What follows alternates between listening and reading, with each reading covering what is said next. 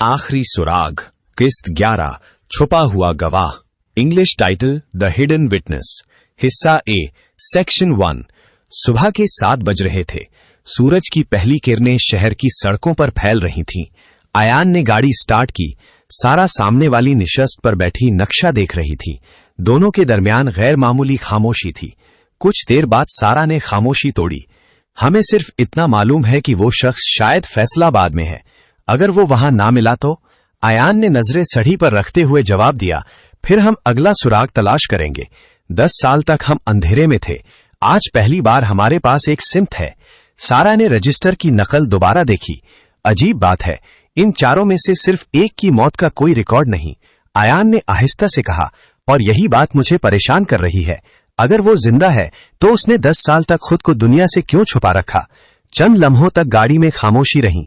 फिर सारा बोली, शायद वो डरा हुआ है, या शायद उसे मालूम है कि कोई आज भी उसका पीछा कर रहा है। अयान ने इस बात में सिर हिलाया। हो सकता है, लेकिन एक बात तय है, वो शख्स हमारे लिए सिर्फ एक गवाह नहीं, बल्कि वालिद की जिंदगी का आखिरी जिंदा राबता है। गाड़ी शहर से बाहर निकल चुकी थी। सामने फैसलाबाद जाने वाली शहराह फैलती जा रही थी। अयान ने एक नजर रियर व्यू मिरर में डाली। एक सफेद गाड़ी काफी देर से उनके पीछे आ रही थी। उसने चंद लम्हे उसे गौर से देखा, फिर दोबारा सड़क पर तवज्जो दी। उसने अभी सारा से उसका जिक्र मुनासिब नहीं समझा। शायद ये सिर्फ इत्तेफाक हो, और शायद हरगिज नहीं। तकरीबन 2 घंटे बाद अयान की गाड़ी फैसलाबाद के करीब वाक़े एक पुराने कस्बे में दाखिल हुई। तंग गलियां, छोटी छोटी दुकानें और खामोश सड़कें। ऐसा लग रहा था जैसे वक्त यहां कई साल पहले रुक गया हो। अयान ने गाड़ी एक तरफ रोक दी। उसने जेब से वो पुराना लफाफा निकाला जो रिसर्च इंस्टीट्यूट से मिला था। उस पर दर्ज अधूरा पता उसी कस्बे की तरफ इशारा कर रहा था। सारा ने इर्द गिर्द देखते हुए कहा, अगर कोई बरसों तक अपनी शनाख्त छुपाकर रहना चाहे तो शायद ऐसी जगह ही मुंतखब करे। अयान ने आहिस्ता से सर हिलाया। हो सकता है, लेकिन अब हमें अंदाजों से नहीं, हकीकत से बात करनी होगी। दोनों गाड़ी से उतरकर बाजार की तरफ बढ़ने लगे। कुछ फासले पर एक पुरानी चाय की दुकान थी। अयान ने दुकानदार को सलाम किया और तस्वीर निकालकर उसके सामने रख दी। माफ कीजिएगा, क्या आपने इस शख्स को कभी देखा है? बूढ़े दुकानदार ने तस्वीर को गौर से देखा, फिर तस्वीर में मौजूद सिर्फ एक चेहरे पर उंगली रख दी।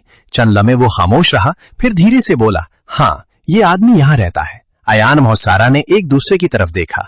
आखिरकार 10 साल पुराने राज की एक जिंदा कड़ी उनके सामने थी। अयान ने फौरन पूछा, इसका नाम क्या है? बूढ़ा हल्का सा मुस्कुराया, बेटा, यहाँ लोग नामों से कम, काम से ज्यादा पहचाने जाते हैं। हम सब उसे सिर्फ मैकेनिक कहते हैं। सारा ने पूछा, इसकी वर्कशॉप कहाँ है? बूढ़े ने सड़क के आखिरी सिरे की तरफ इशारा किया।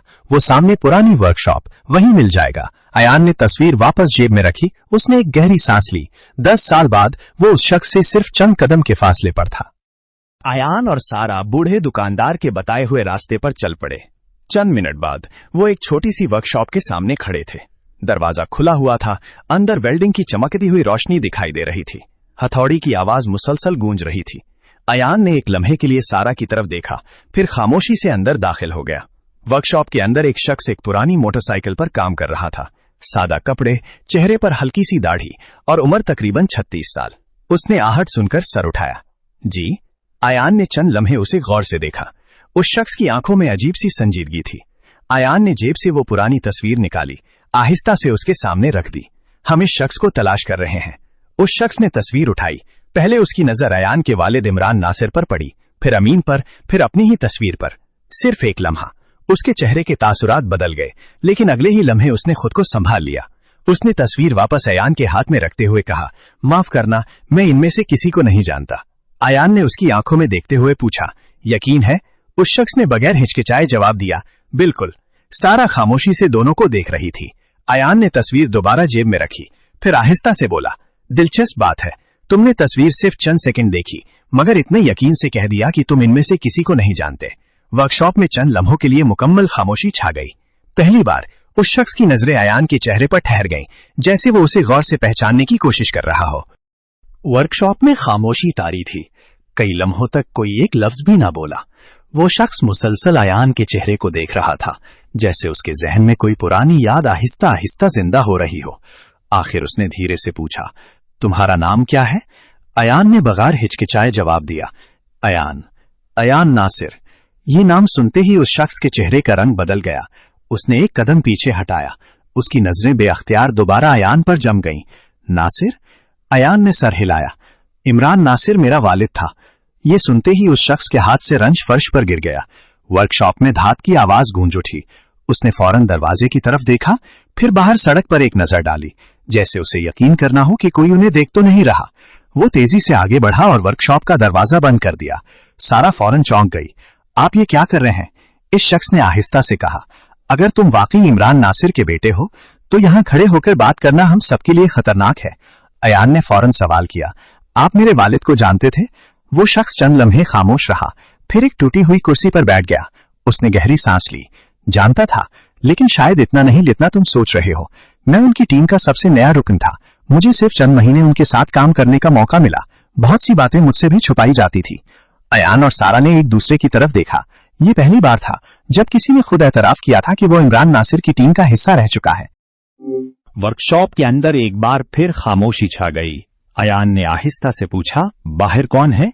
उस शख्स ने खिड़की से नजरें हटाई। पता नहीं, और मैं अंदाजे लगाना भी नहीं चाहता। उसने चंद लम्हे सोचा, फिर वर्कशॉप का रेडियो ऑन कर दिया ताकि बाहर तक उनकी आवाज न पहुंच सके।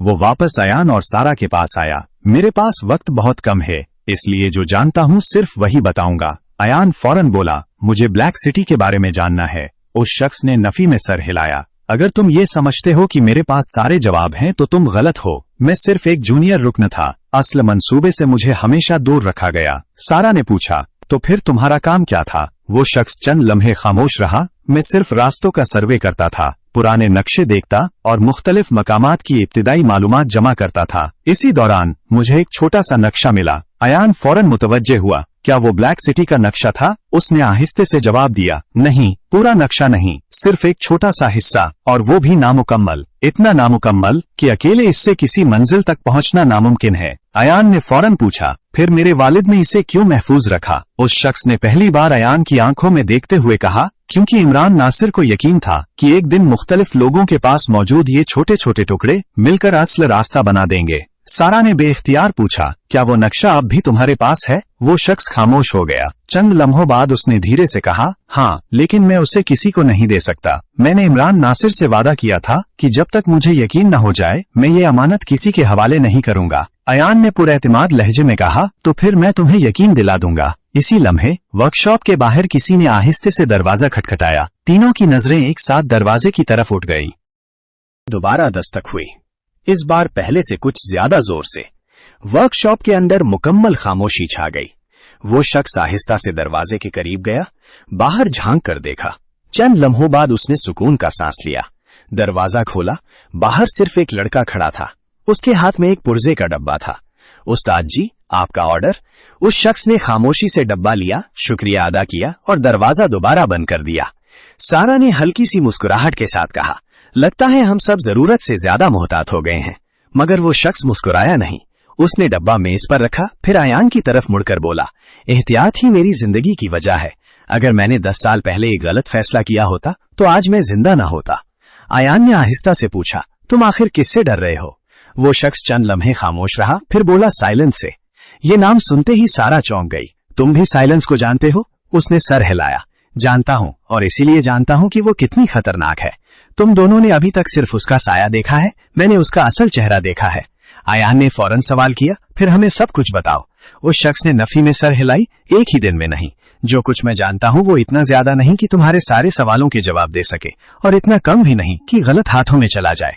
उसने वर्कशॉप के एक कोने में रखी पुरानी अलमारी खोली, अंदर से एक छोटा सा मुड़ा हुआ कागज निकाला। वो कागज अयान की तरफ बढ़ाया। ये वही चीज है जिसे मैंने 10 साल से संभाल कर रखा हुआ है। अयान ने एहतियात से कागज खोला। वो एक इंतहाई छोटा अधूरा नक्शा था। उस पर सिर्फ चंद लकीरें, 2 निशानात और एक नाम अधूरा लिखा था, सिटी। अयान ने हैरत से उस नक्शे को देखा। ये पहली बार था जब ब्लैक सिटी से मुतालिक कोई असल सबूत उसके हाथ में आया था। वो शख्स धीरे से बोला, ये पूरा नक्शा नहीं है, मगर शायद यही तुम्हें अगले सुराग तक पहुंचा दे। अयान ने नक्शा मजबूती से हाथ में थाम लिया। उसे अंदाजा हो चुका था कि उसकी जिंदगी का सबसे खतरनाक सफर अब शुरू होने वाला है। गहरी खामोशी छाई हुई थी। अयान की नजरें अब भी उस छोटे से नक्शे पर जमी हुई थीं। वो आम कागज का एक टुकड़ा लग रहा था, लेकिन उसकी कीमत शायद करोड़ों से भी ज्यादा थी। अयान ने आहिस्ता से पूछा, मेरे वालिद ने ये नक्शा तुम्हें कब दिया था? वो शख्स चंद लम्हे खामोश रहा, फिर धीरे से बोला, ये उन्होंने मुझे नहीं दिया था, बल्कि इसे संभालने की जिम्मेदारी दी थी। उन्होंने कहा था अगर वो वापस ना आए तो उसे किसी ऐसे शख्स के हवाले करना जो सच के लिए अपनी जान खतरे में डालने से ना डरे। सारा ने अयान की तरफ देखा। उसे महसूस हुआ जैसे इमरान नासिर बरसों पहले अपने बेटे के लिए ही ये पैगाम छोड़ गया था।